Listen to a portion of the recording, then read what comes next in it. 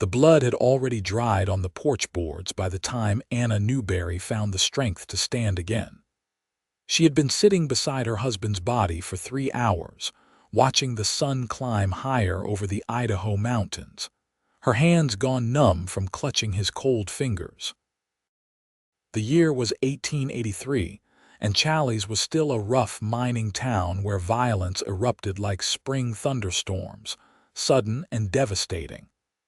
Thomas Newberry had been shot over a card game, they told her, a disagreement about cheating, a gun drawn faster than common sense could intervene. And just like that, Anna was 24 years old and a widow. The women from town came to help prepare the body. Mrs. Henderson and Mrs. Clark moved around Anna's small cabin with practiced efficiency, murmuring condolences that washed over her without leaving any impression. They had done this before. In Challis, they did this often. Anna stood by the window, staring out at the dusty street, wondering how the world could continue turning when hers had stopped completely. Thomas had not been a perfect husband. He drank too much, gambled more than they could afford, and had a temper that flared when things did not go his way. But he had been hers. They had married 2 years ago when she was fresh off the wagon train from Ohio, orphaned and alone, and he had been the first man to offer her security. She had accepted, grateful for the protection of his name if not always the comfort of his presence. Now even that was gone. The funeral was held the next day in the small cemetery on the hill overlooking town. The preacher spoke words about dust and ashes while Anna stood silent in her black dress, borrowed from Mrs. Henderson because she had no mourning clothes of her own. A dozen people attended, mostly out of obligation. Thomas had not been well loved. When the simple pine coffin was lowered into the ground, Anna felt something inside her descend with it, some last vestige of the girl she had been before. Walking back to her cabin alone, Anna took inventory of her situation with the practicality that loss demands. She had the cabin, which Thomas had been renting month to month. She had perhaps $3 in coins, hidden in a jar beneath the floorboards. She had her wedding ring, a thin gold band worth maybe another $5 if she could bear to part with it. And she had no prospects, no family, no means of supporting herself in a town where women's options were limited to marriage, domestic service, or worse. Mrs. Henderson caught up with her before she reached her door. The older woman, face weathered from years under the Idaho sun, placed a hand on Anna's arm. "You will need to think about what you will do now," she said, not unkindly. "The rent is due in 2 weeks. Mr. Garrison will not wait longer than that." "I know," Anna replied, her voice hoarse from crying. "My sister in Salmon needs help with her boarding house. It is hard work, but she provides room and board. I could write to her." Anna nodded. "Thank you, that is kind." But as she entered her empty cabin, Anna felt the weight of her future pressing down on her. She did not want to leave Challis, though she could not have explained why. Perhaps because this was where Thomas was buried, and leaving felt like abandoning him completely. Perhaps because the thought of starting over again, in another town with another set of strangers, was simply too much to bear. She spent the next days cleaning the cabin with furious energy, scrubbing away the evidence of violence, trying to restore order to the chaos that had invaded her life. She washed Thomas's blood from the porch until her hands were raw. She sorted through his few possessions, his extra shirt, his worn boots, his shaving kit. She found more debts than assets. He owed money at the saloon, at the general store, to 3 different men in town for gambling losses. Anna felt anger kindle alongside her grief. Even in death, Thomas was making her life harder. On the 4th day after the funeral, a knock came at her door. Anna opened it to find a man she did not recognize standing on her porch, hat in his hands. He was tall, maybe 30 years old, with sun-bronzed skin and dark brown hair that curled slightly at his collar. His eyes were a striking green, and they held a gentleness that surprised her. "Mrs. Newberry," he said, his voice soft and respectful. "My name is Tanner Yates. I am terribly sorry for your loss." Anna waited, uncertain. Strangers did not call on widows to offer condolences. "I did not know your husband well," Tanner continued, seeming to sense her wariness. "But I wanted to come by because I heard you might be in some difficulty. If there is anything I can do to help, I hope you will let me know." "That is kind of you, Mr. Yates," Anna said carefully, "but I cannot think of what help I would need." Tanner glanced past her into the cabin, and Anna saw him notice the bare shelves, the emptiness that spoke of poverty. "I understand you may need to find work. I have a ranch about 5 miles north of town. It is not much, just a small operation, cattle mostly, but I could use help with the household tasks. Cooking, mending, keeping the place livable. I would pay fair wages, and you would have your own quarters, completely separate from the main house." Anna felt her cheeks warm. "Mr. Yates, I appreciate the offer, but people would talk. A widow working alone at a bachelor's ranch." "I know," Tanner said. "That is why I have already spoken to Reverend Matthews about it. He has agreed to come bi-weekly to check on things, make sure all is proper. And Mrs. Henderson vouched for my character. I am not trying to take advantage of your situation, madam. I genuinely need the help, and I thought perhaps we could help each other."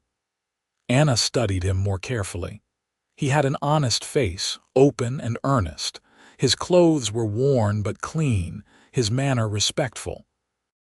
There was something about him that made her want to trust him, though she had learned that wanting and having were two different things. "Can I think about it?" she asked. "Of course. Take all the time you need." He placed a small package on her porch railing. "I brought some eggs from my hens. Please take them. No obligation." After he left, Anna opened the package to find a dozen fresh eggs nestled in clean straw.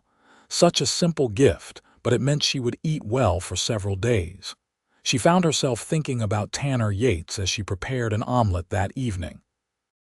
There had been no presumption in his manner, no hint of the predatory interest she had seen in some men's eyes since Thomas's death. He had offered help, nothing more, but Anna had learned to be cautious.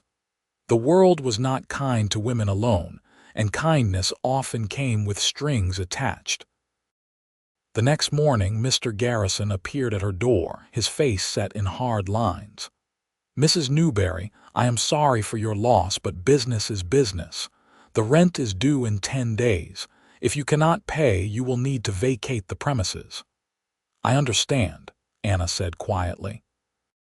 After he left, she sat at her small table and counted her money again. $3.40. The rent was $5. She could sell the wedding ring, sell Thomas's belongings, but even then she would only buy herself another month, maybe 2.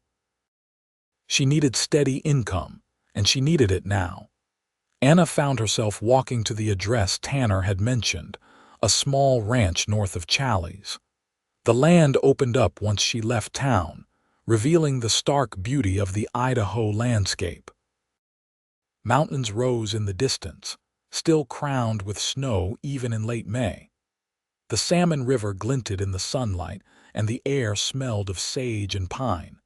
Tanner's ranch was modest, a simple wooden house with a barn and several outbuildings.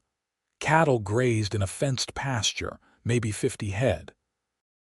Anna could see that the place was well maintained, but clearly lacking a woman's touch.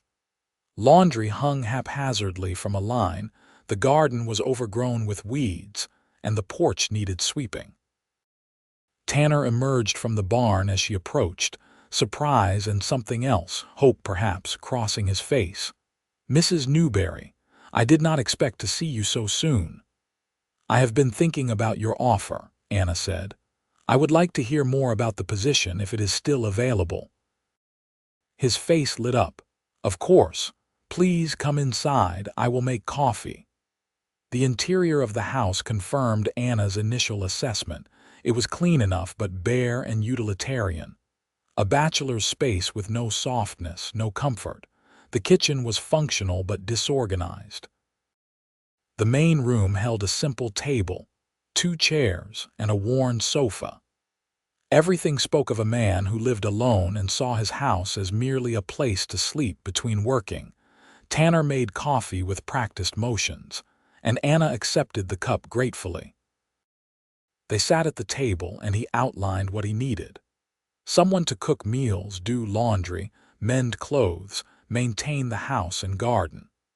In exchange, he would pay $15 a month, provide all meals, and she could stay in the small cabin behind the main house, which had its own stove and bed. "It is not fancy," Tanner said, gesturing around, "but it would be yours, your own space, your own privacy." "Why are you doing this?" Anna asked bluntly. "You do not know me. There must be other women who could use the work." Tanner was quiet for a moment, turning his coffee cup in his hands. "I know what it is like to have your life turned upside down," he said finally. 5 years ago, I was working as a ranch hand in Wyoming. My parents both died of influenza within a week of each other. I inherited their debts along with their few possessions. I spent 2 years working myself nearly to death to pay off what they owed. People helped me when they did not have to. I am just trying to do the same." The honesty in his words touched something in Anna. She understood that kind of loss, that kind of struggle. "When would you like me to start?" "Whenever you are ready." "Tomorrow," Anna decided. "I will move my things tomorrow." Tanner's smile transformed his face, revealing a warmth that had been hidden before. "That is wonderful. Thank you, Mrs. Newberry. You will not regret this." As Anna walked back to town, she felt the first small spark of hope since Thomas's death. Maybe this could work. Maybe she could build some kind of life here, even if it was not the life she had imagined. Moving to the ranch was simple because Anna owned so little.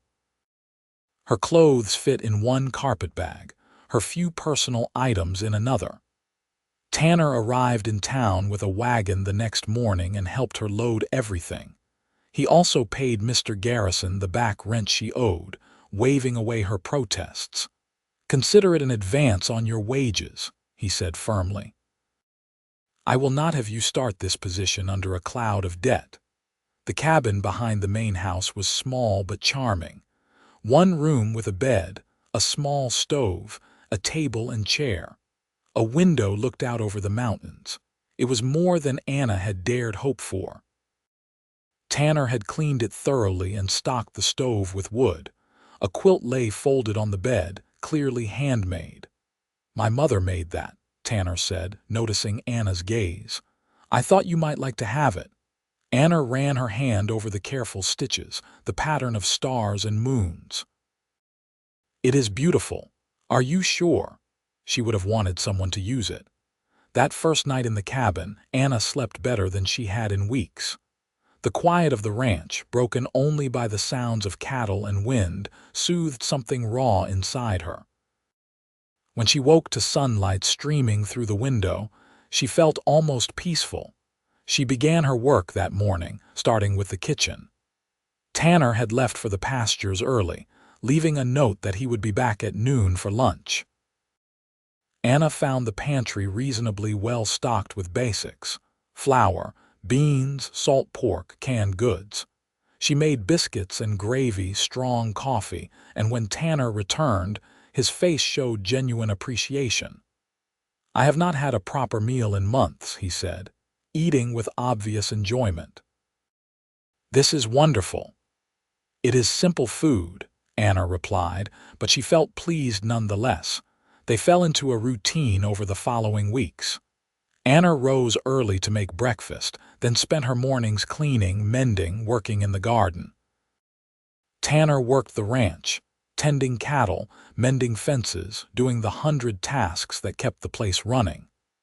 They ate lunch and dinner together, conversation gradually becoming easier as they learned about each other. Anna discovered that Tanner was educated, unusual for a rancher. He had attended school through 8th grade and read voraciously, borrowing books from the lending library in Challis whenever he went to town. He was thoughtful and gentle, quick to smile but slow to anger. He never raised his voice, never made demands. He treated Anna with unfailing respect, always asking rather than ordering, always thanking her for her work. For her part, Anna found herself relaxing in ways she had not even realized she was tense. Living with Thomas had meant constantly gauging his moods, anticipating his temper, walking carefully around his pride. With Tanner, she could simply be herself. If she burned the biscuits, he ate them anyway and thanked her. If she forgot to mend his shirt, he wore it torn without complaint. He seemed genuinely grateful for everything she did, no matter how small. One evening in late June, they sat on the porch after dinner, watching the sunset paint the mountains gold and pink. Tanner had been teaching Anna about the ranch, pointing out which cattle were due to calve soon, explaining his plans for expanding the herd. She found herself genuinely interested, asking questions, learning. "You have a good mind for this," Tanner said. "You understand it quickly." "I like learning," Anna admitted. "I always wished I could have gone to school longer, but my parents needed me to work." "What did they do?" "Your parents?" "They had a small farm in Ohio, nothing fancy. We grew corn mostly, some vegetables. It was hard work, but I liked it. Being outside, watching things grow." Anna smiled at the memory. "My mother kept chickens. I loved those chickens. Each one had a personality, you know. Bossy Betty, who ruled the roost. Timid Tilly, who always hid when we gathered eggs. Sweet Sue, who would sit in my lap like a cat." Tanner laughed, a warm sound that made something flutter in Anna's chest. "I never thought of chickens as having personalities. Everything does if you pay attention." "I would like to hear more about your childhood," Tanner said softly, "if you want to share." So Anna told him about growing up in Ohio, about her parents who had worked themselves to exhaustion trying to make the farm profitable, about their deaths when she was 21, her father to a farming accident, her mother to grief 6 months later, about joining a wagon train west because she had nothing left in Ohio, hoping to find work or a new start in Idaho, about meeting Thomas, who had seemed steady and reliable, who had offered marriage and security. "Did you love him?" Tanner asked, then immediately looked apologetic. "I am sorry." "That is too personal." "No, it is all right." Anna considered the question honestly. "I cared for him, I tried to be a good wife, but love, real love, I do not think we had that. We had an arrangement that worked well enough, or so I thought." "You deserved better," Tanner said quietly. "Maybe. But we work with what we are given." They sat in comfortable silence as the stars began to appear. Anna felt something shifting inside her, some ice that had formed around her heart beginning to thaw. She was not ready to examine what that meant, not yet. But sitting here with Tanner, watching the night arrive, she felt more content than she had in years. July brought intense heat to the Idaho high desert. Anna learned to work in the early morning and late evening, resting during the hottest part of the day. The garden flourished under her care, producing lettuce and radishes, with tomatoes and beans promising abundance soon. She canned preserves, mended clothes until they were nearly as good as new, made soap and candles, all the domestic tasks that transformed a house into a home. Tanner continued to surprise her with his thoughtfulness. He brought her wildflowers from the meadow, saying they reminded him of her. He fixed the door of her cabin so it opened more smoothly. He taught her to ride his gentler horse, patient with her initial fear, encouraging until she could ride confidently across the pastures. "You are a natural," he said one afternoon, watching her guide the mare through a wide turn. "Born to this life." Anna felt pride at his words. She was becoming someone new here, someone stronger and more capable than the frightened widow who had arrived 2 months ago. The ranch was healing her in ways she had not expected. One Saturday, Tanner asked if she would like to accompany him to Challis for supplies. Anna agreed, curious to see the town again with new eyes. They rode in the wagon, Tanner handling the reins with easy competence, pointing out landmarks and telling stories about the area. In town, people noticed them together. Anna saw the curious looks, heard the whispers. Mrs. Henderson approached them outside the general store, her face tight with concern. "Anna, dear, I hope everything is going well at the ranch." "Very well, thank you," Anna replied evenly. "People are talking," Mrs. Henderson said in a lower voice. "You know how it is. A young widow, a bachelor. They wonder." "Let them wonder," Tanner said firmly but politely. "Mrs. Newberry is my employee. Anyone who suggests otherwise will answer to me." Mrs. Henderson looked taken aback by his tone, but she nodded. "Of course. I just wanted Anna to know." As they loaded supplies into the wagon, Anna felt troubled. "Maybe this was a mistake. I do not want to damage your reputation." "My reputation is my own concern," Tanner said. "And you have done nothing wrong. Neither have I. We are two people helping each other survive." If that is scandalous, then the scandal is in their minds, not in our actions. But Anna could not shake the feeling of being watched, judged. She remembered too well how quickly a woman's reputation could be destroyed in a small town. That evening, Tanner asked her to sit with him on the porch. He looked serious, almost troubled, and Anna felt her stomach tighten with worry. "I have been thinking about what Mrs. Henderson said," Tanner began. "I do not want to make your life harder. If you would be more comfortable, I could hire someone else to work here and help you find a position in town." "Do you want me to leave?" Anna asked, her voice small. "No," Tanner said forcefully. "Lord, no. I just want you to be happy, to be comfortable. To not feel like you are being judged for something that is completely innocent." Anna looked out at the mountains, thinking. The truth was, she did not want to leave. The ranch had become home in a way her cabin with Thomas never had. And Tanner had become important to her, though she was still afraid to examine exactly how important. "I am happy here," she said finally.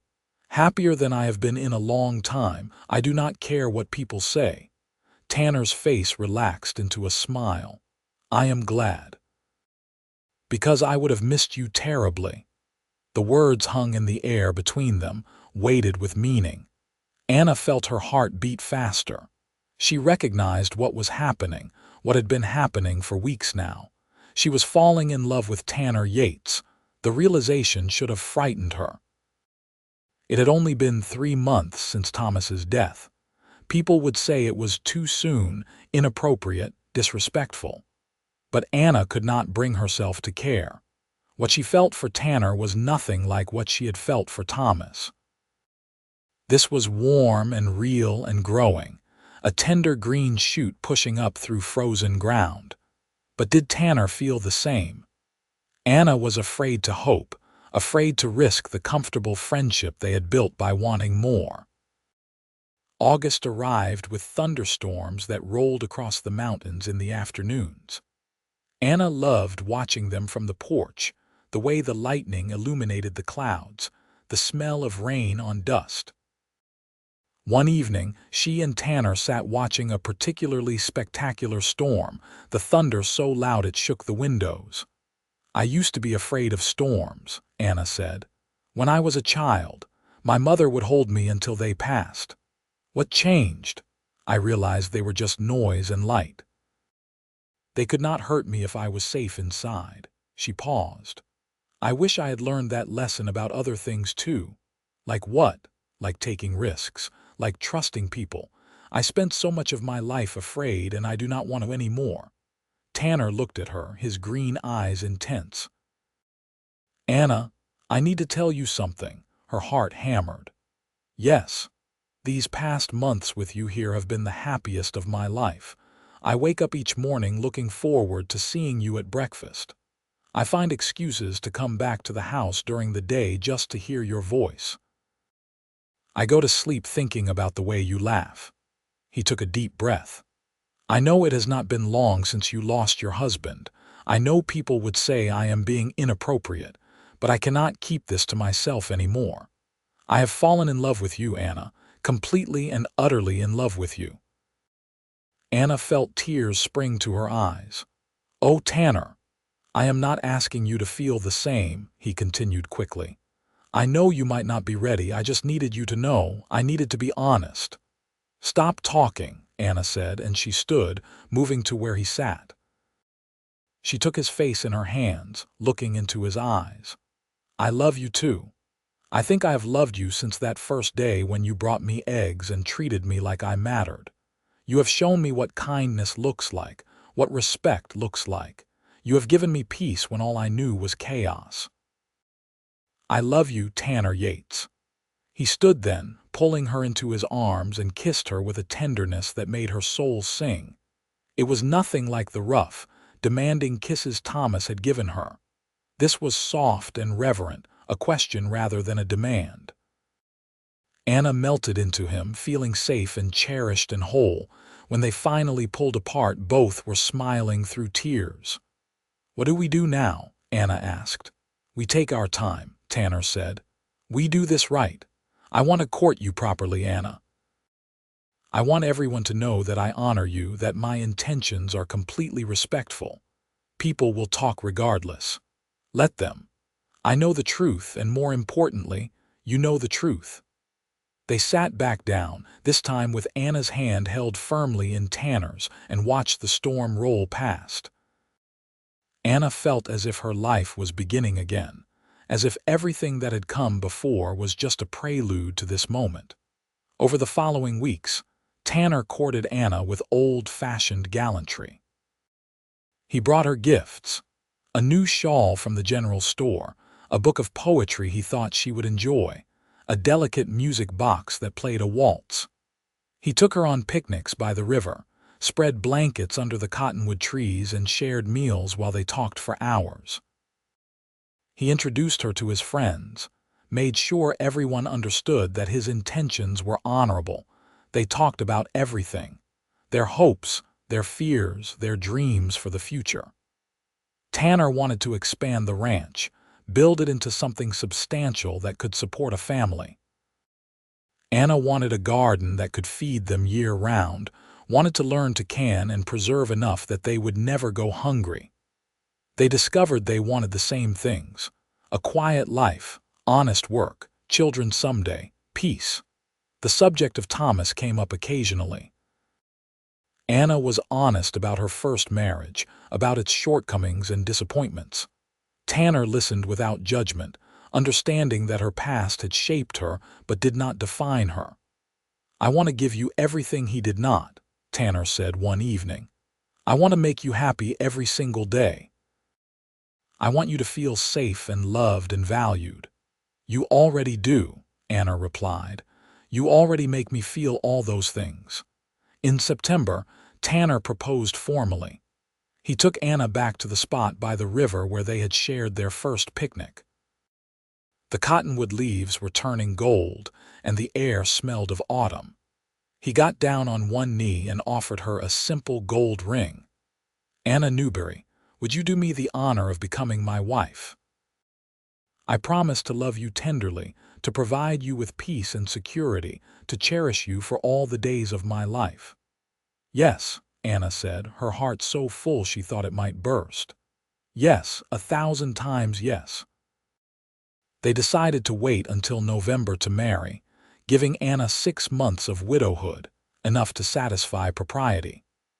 But Anna wore Tanner's ring on a chain around her neck, close to her heart, a promise of the future they would build together. The engagement period was sweet torture.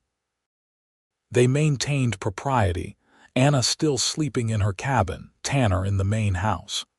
But the awareness between them was electric.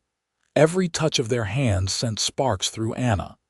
Every kiss, carefully chaste, left her wanting more. "I cannot wait to marry you," Tanner said one evening, his voice rough with longing. "Soon," Anna promised. "Soon we will have a lifetime together." She helped him prepare the main house for their married life. They painted the bedroom a soft cream color. Anna made new curtains for the windows, embroidered pillowcases for their bed. Tanner built her a larger wardrobe for her clothes, crafted a shelf for her books, installed hooks for her apron and shawl. Every addition to the house felt like building their future brick by brick. News of their engagement spread through Challis quickly. Some people approved, saying it was practical for a widow to remarry. Others disapproved, claiming it was too soon, disrespectful to Thomas's memory. Anna tried not to care, but the judgment still stung. Mrs. Henderson visited one afternoon, her face serious. "Anna, I feel obliged to speak plainly. People are saying you forgot your husband very quickly." "I did not forget him," Anna said quietly, "but I cannot live my life according to what people expect. I have a chance at happiness with Tanner. Real happiness, not just survival. I am going to take it. Thomas has only been dead 6 months. And in that 6 months I have grieved, I have cried, I have made my peace with his death. I cared for Thomas, but what Tanner and I have is different. It is real love, the kind I never had before." Anna met Mrs. Henderson's eyes steadily. "I am sorry if that offends people's sensibilities, but I will not apologize for choosing life over prolonged mourning." Mrs. Henderson was quiet for a moment, then nodded slowly. "You are braver than I gave you credit for. I hope you will be very happy, dear." The first snow came in late October, dusting the mountains white. Anna and Tanner made final preparations for the wedding. It would be simple, held in the church in Challis with Reverend Matthews officiating. Anna would wear a dress she sewed herself, pale blue wool that brought out her eyes. Tanner bought a new suit, black and formal. They invited a handful of friends, people who had supported them. The night before the wedding, Anna stood in her cabin for the last time as a single woman. Tomorrow she would move into the main house permanently, would begin her life as Mrs. Tanner Yates. The thought filled her with joy and a nervousness that was entirely different from what she had felt before marrying Thomas. Then, she had been afraid. Now, she was simply eager to begin. Tanner knocked on her door just as the sun was setting. "I know it is bad luck to see the bride before the wedding, but I had to give you something." He handed her a small, wrapped package. Inside was a locket on a delicate gold chain. When Anna opened it, she found a tiny photograph of Tanner on one side, the other side empty. "For a picture of us together," Tanner explained. "Once we have one taken. I wanted you to have this now, though, so you know that my heart is yours always." Anna felt tears slip down her cheeks. "It is perfect. You are perfect." "I am far from perfect," Tanner said with a smile, "but I will spend every day trying to be worthy of you." The wedding day dawned clear and cold. Anna dressed carefully, her hands shaking slightly as she buttoned her dress. Mrs. Clark came to help her with her hair, pinning it up and weaving in tiny wildflowers that Tanner had somehow found even in November. "You look beautiful," Mrs. Clark said. "Truly radiant." Anna looked at herself in the small mirror and barely recognized the woman looking back. Her eyes were bright, her cheeks flushed with happiness. She looked alive in a way she never had before. The church was small and drafty, but someone had decorated it with pine boughs and ribbons. About 20 people filled the pews, their faces mostly friendly. Anna did not care about the few who looked disapproving. She only had eyes for Tanner, standing at the front of the church in his new suit, his face alight with love as she walked down the aisle. Reverend Matthews conducted the service with warmth and dignity. Anna and Tanner spoke their vows clearly, looking into each other's eyes as they promised to love, honor, and cherish. When Tanner slipped the wedding ring onto Anna's finger, she felt the last pieces of her broken heart knit back together. "I now pronounce you man and wife," Reverend Matthews said. "You may kiss your bride." Tanner cupped Anna's face in his hands and kissed her softly, sweetly, a promise of all the kisses to come. The small congregation applauded, and Anna felt happiness bubble up inside her like a spring. They held a simple reception at the ranch. Friends brought food and gifts, simple things for the household: dish towels, preserves, a new cast iron skillet.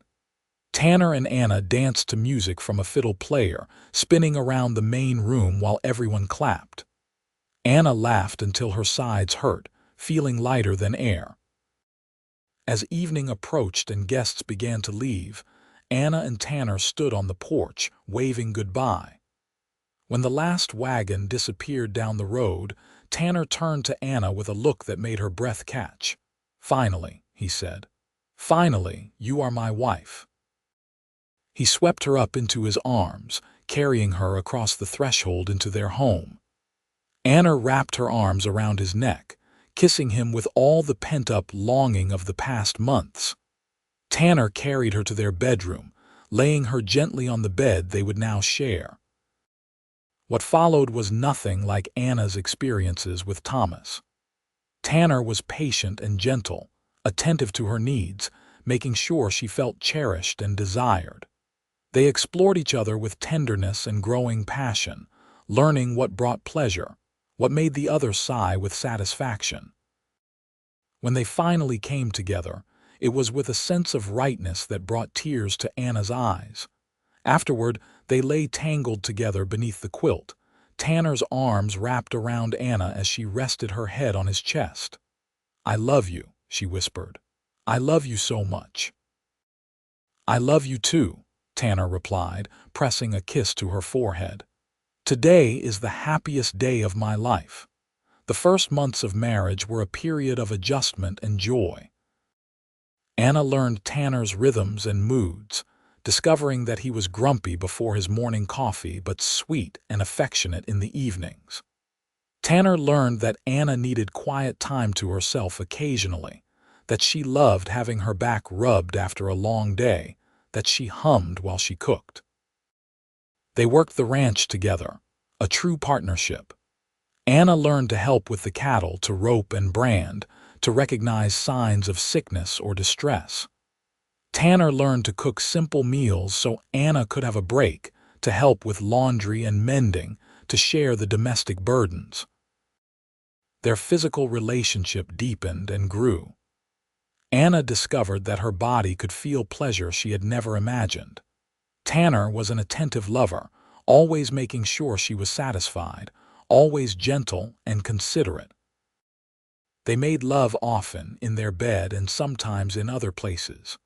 On the sofa in front of the fire, in the hayloft of the barn, once daringly in the meadow under the stars. Winter settled in fully, bringing deep snow and bitter cold. Tanner and Anna spent long evenings by the fire, reading aloud to each other, playing cards, simply talking.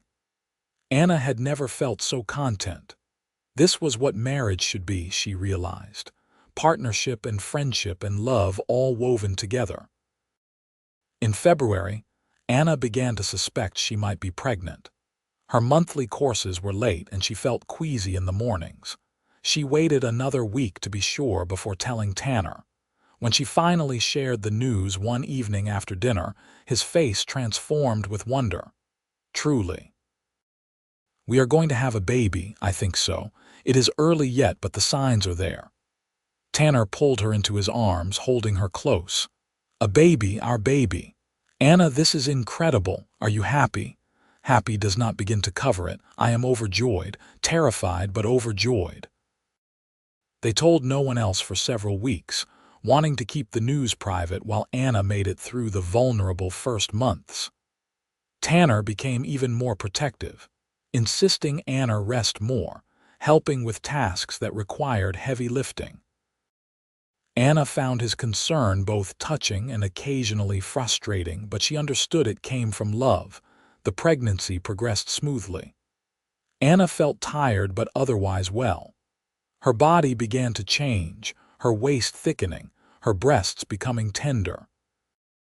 Tanner looked at her with such awe and tenderness that it made her cry, though she blamed that on the pregnancy as well. Spring arrived, and with it new life on the ranch. Calves were born, the garden began to sprout, and Anna's belly grew round with their child. She felt the baby move for the first time in late April, a flutter like butterfly wings inside her. She grabbed Tanner's hand and placed it on her stomach, and when he felt the movement too, tears ran down his face. "That is our child," he said in wonder. "Our little one." They began preparing for the baby's arrival. Tanner built a cradle from pine, sanding it smooth and carving small flowers into the headboard. Anna sewed tiny clothes, knitted little blankets, made everything ready. They decided the baby would sleep in their room at first, the cradle placed beside their bed. In June, Mrs. Clark came to stay at the ranch for a few weeks, preparing to help with the birth. She was an experienced midwife who had delivered most of the babies in Challis. Anna felt grateful for her presence and her calm competence. Labor began on a hot afternoon in early July. Anna felt the first pains while hanging laundry, a tightening across her belly that took her breath away. She called for Tanner, who was working in the barn, and he came running. "Is it time?" "I think so." Mrs. Clark took charge immediately, getting Anna into bed, checking her progress, reassuring both the expectant parents. "First babies take their time," she said.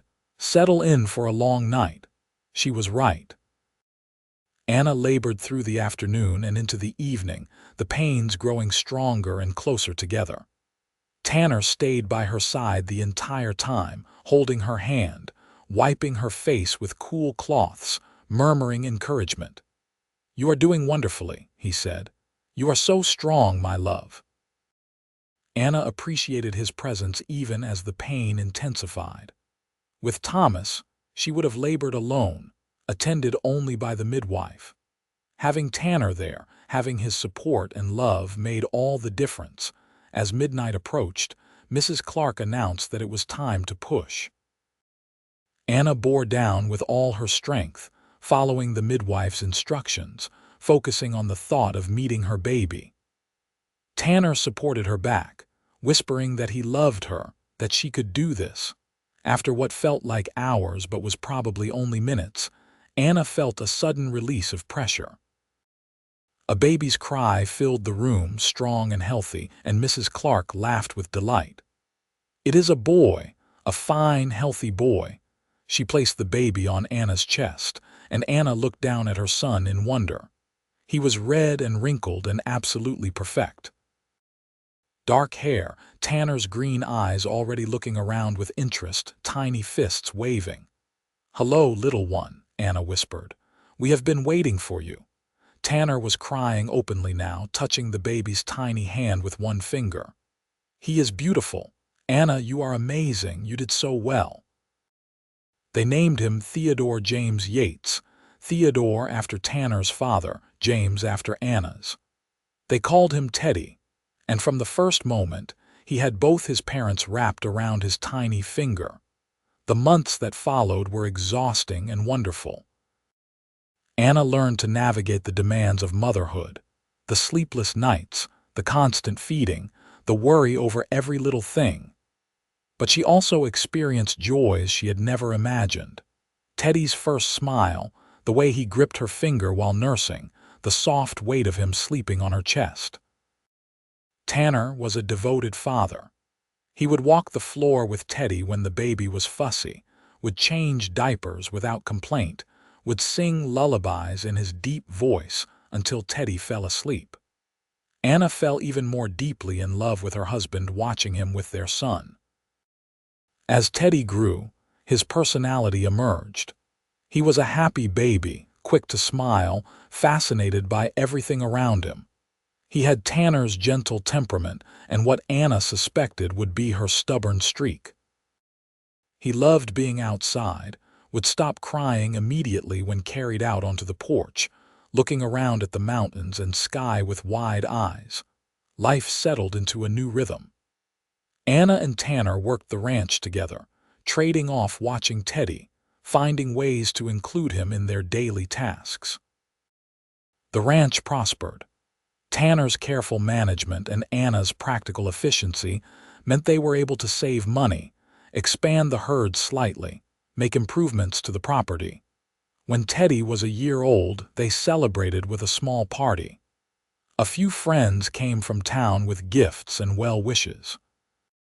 Teddy smashed his first taste of cake with both hands, getting more on his face than in his mouth, and everyone laughed at his delighted expression. That night, after Teddy was asleep and the house was quiet, Anna and Tanner sat on the porch as they had so many times before.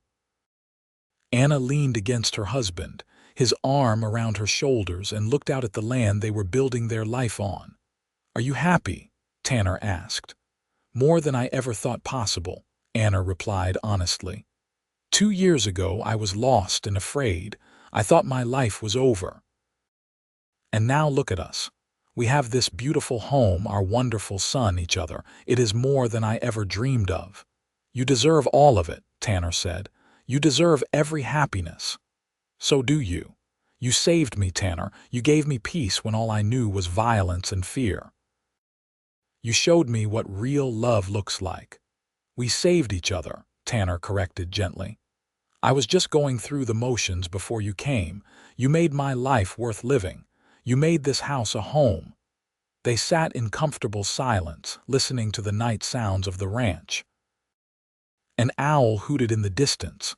The horses shifted in the barn. The wind whispered through the grass. "I want more children," Anna said.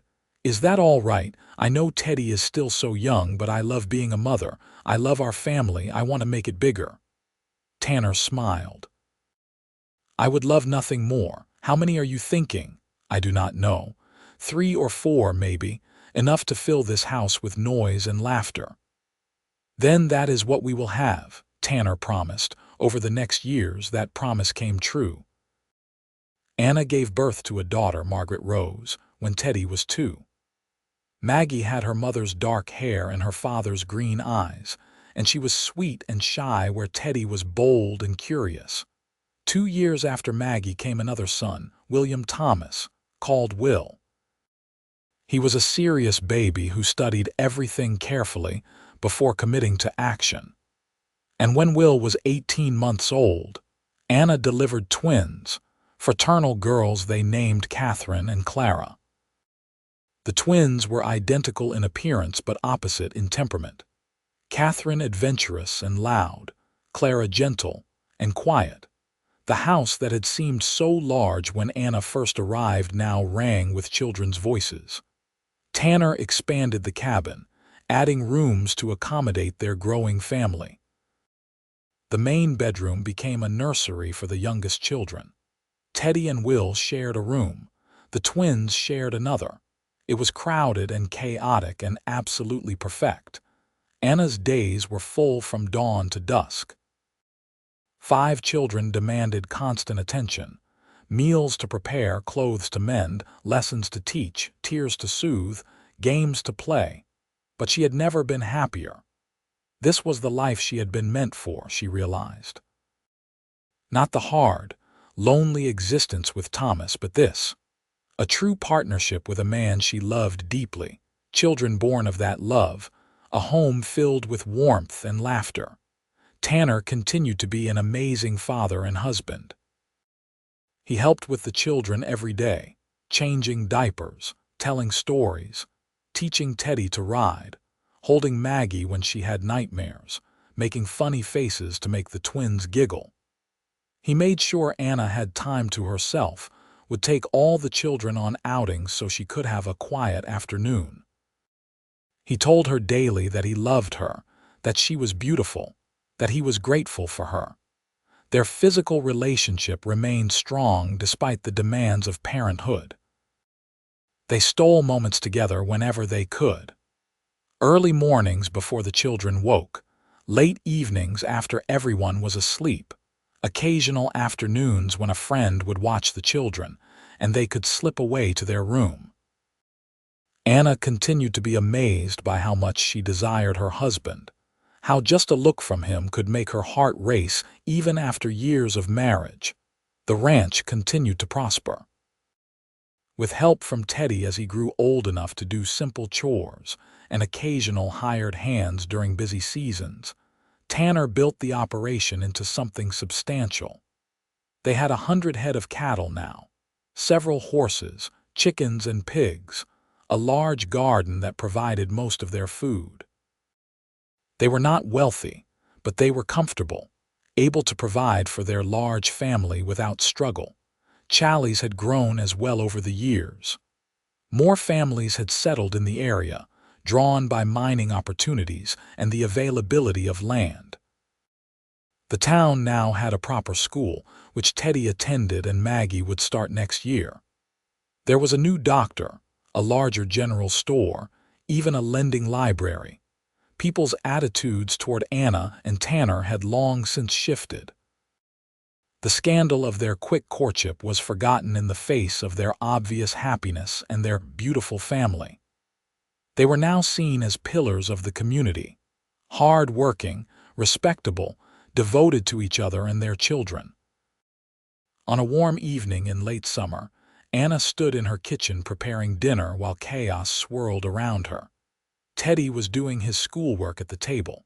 Maggie was helping set out plates. Will was building something with blocks on the floor. The twins were, predictably, getting into mischief in the other room, their giggles suggesting they were doing something they should not be. Tanner came in from the barn, dusty and tired from a day's work. He crossed to Anna and kissed her cheek, then surveyed the scene with a smile.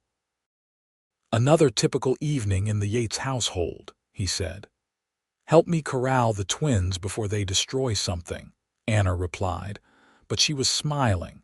After dinner, after the dishes were washed and the children were all in bed, Anna and Tanner finally had a moment to themselves. They walked out to the porch, their special place, and sat on the bench Tanner had built years ago. "Did I tell you today that I love you?" Tanner asked. "Only twice. You are slipping," Anna teased. "Then let me rectify that. I love you, Anna Yates. I love you more today than yesterday, and I will love you even more tomorrow." Anna leaned her head on his shoulder. "I love you too.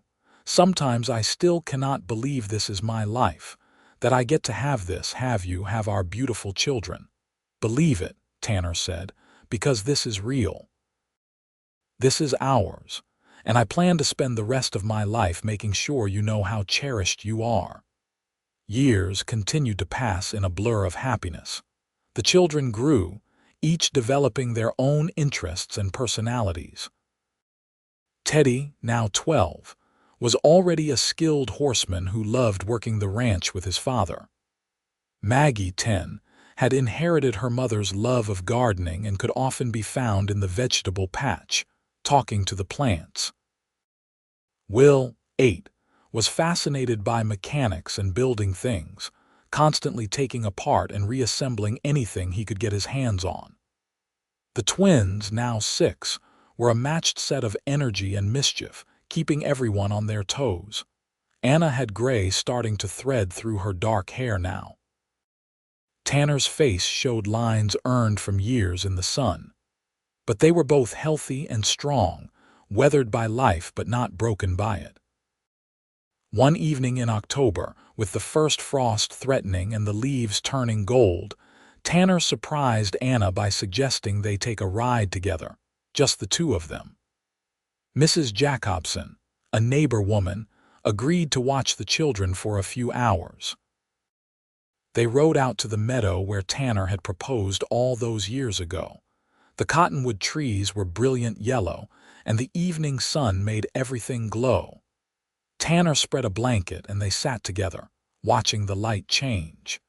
"You remember the first time I brought you here?" Tanner asked. "Of course. How could I forget? It was one of the best days of my life. I wanted to come back here with you because I have been thinking a lot lately about how lucky I am, about how close I came to never knowing you, never having this life. I think about that too, Anna admitted.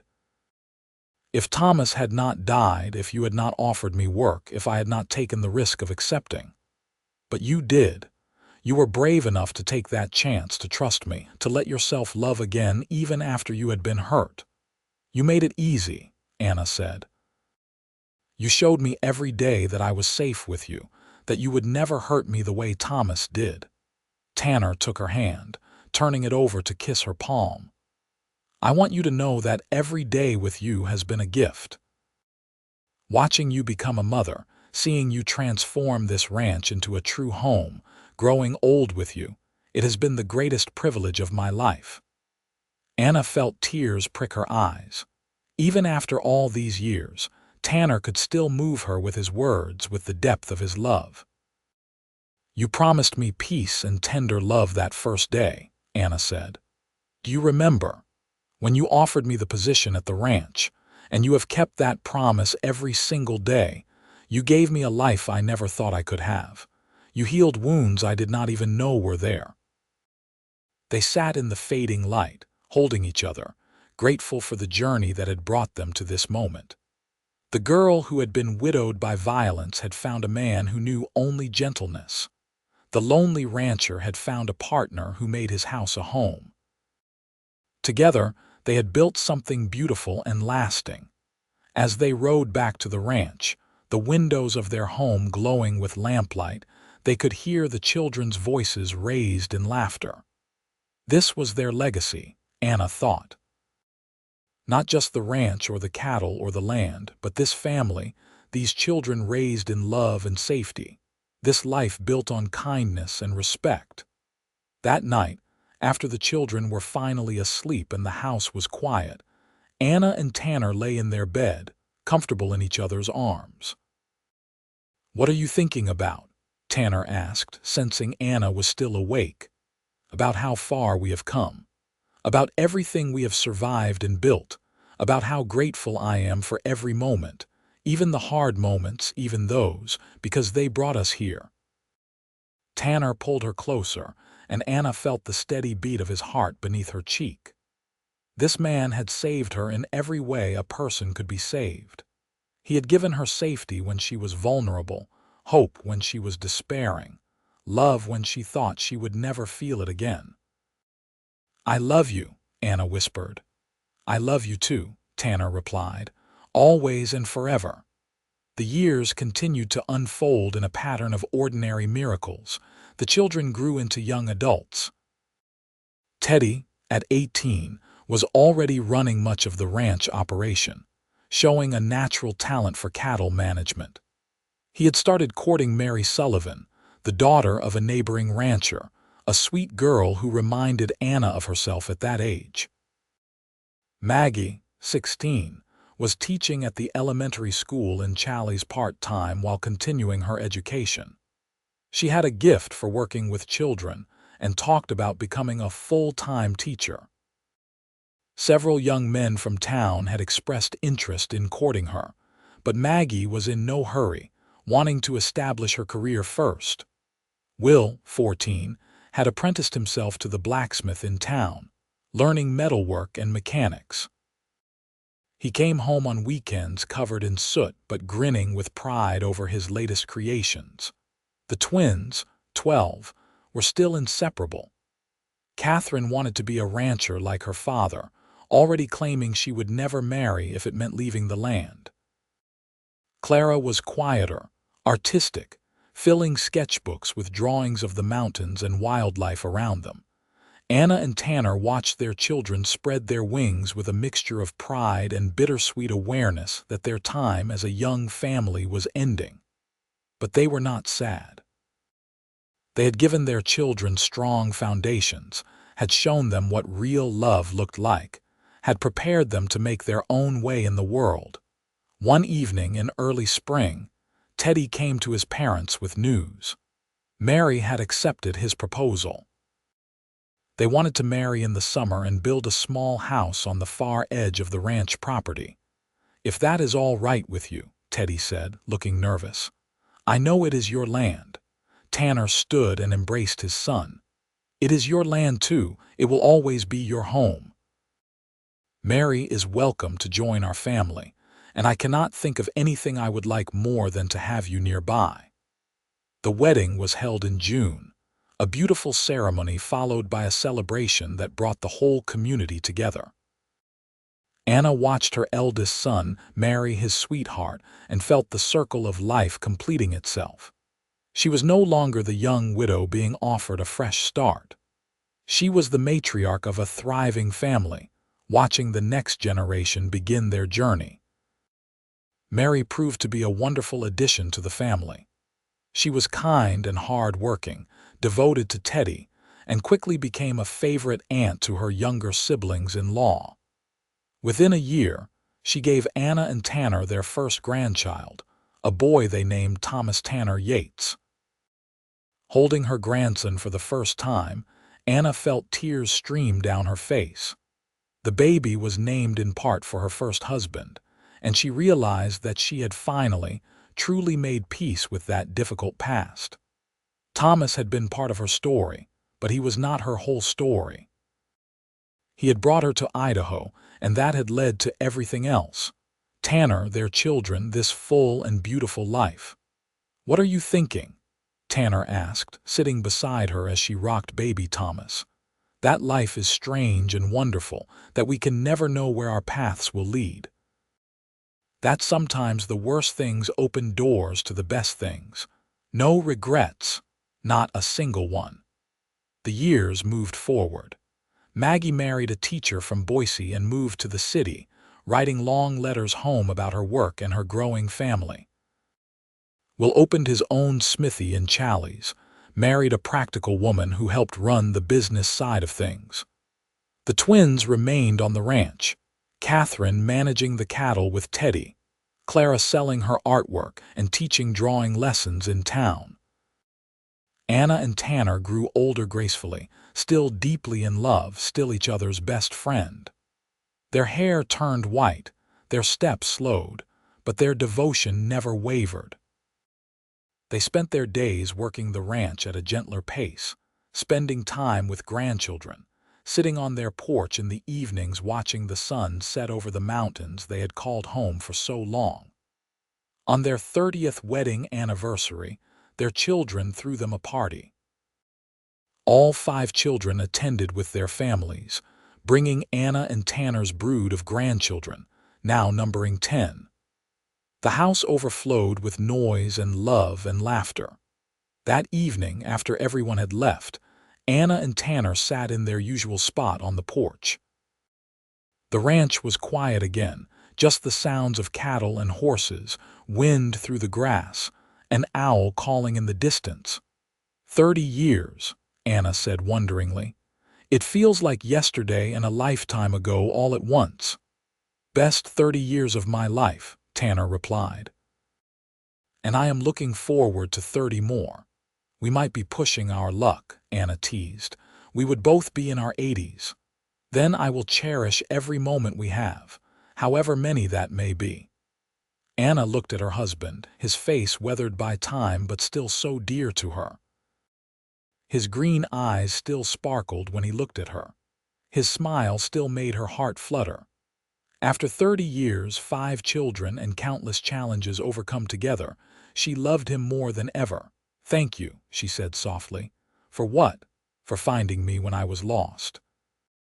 For offering me peace when all I knew was chaos. For loving me so well for so long. For giving me this life, this family, this home, for everything." Tanner took her hand, his grip still strong despite the years. "I should be thanking you. You took a broken-down, lonely rancher and turned him into the happiest man in Idaho. You gave me purpose and joy and a reason to wake up every morning grateful to be alive." They sat together as the stars emerged, as they had sat together countless times over the decades. 2 people who had found each other when they most needed finding, who had built a life together founded on gentleness and respect and abiding love. The moon rose over the mountains, painting the landscape in silver light. Somewhere in the house behind them, The clock chimed 9. A cow lowed softly in the pasture. The wind carried the scent of sage and pine. "Ready for bed?" Tanner asked eventually. "In a minute. Let's stay here just a little longer." So they sat, hand in hand, watching the night deepen. Anna thought about the young widow she had been, terrified and alone, standing on a blood-stained porch wondering how she would survive. She thought about the cowboy who had offered her a way forward, who had seen past her grief to the woman she could become. She thought about every moment that had led them here to this porch, this life, this deep and abiding happiness. "I love you, Tanner Yates," Anna said, "with my whole heart for my whole life. And I love you, Anna Yates, today, tomorrow, and forever." They stood then, walking into their home together, partners in all things, their love a testament to the healing power of tenderness and the strength found in choosing peace over violence, hope over despair, and love over fear. The ranch settled into sleep around them, secure in the foundation they had built, ready to welcome whatever tomorrow might bring. Their story, born from loss and violence, had transformed into something beautiful, a legacy of love that would endure through their children and grandchildren, a reminder that even in the hardest times, even in the wildest places, tenderness could triumph and broken hearts could heal, and two people who found each other could build something lasting and good and true.